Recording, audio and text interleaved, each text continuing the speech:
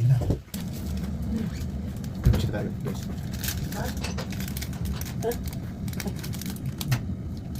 Hindi ba siya ng kape? Yun ang obligasyon niya ngayon. Lagi obligasyon magtinda ng kape.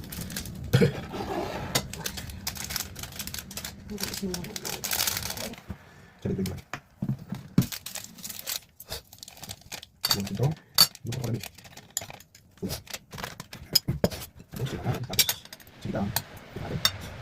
What's that?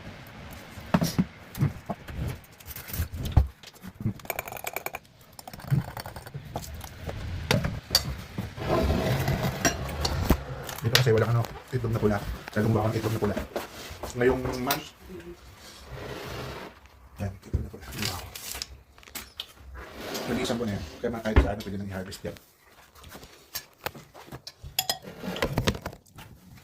Kain tayo? Hindi pa. Kain tayo. Kain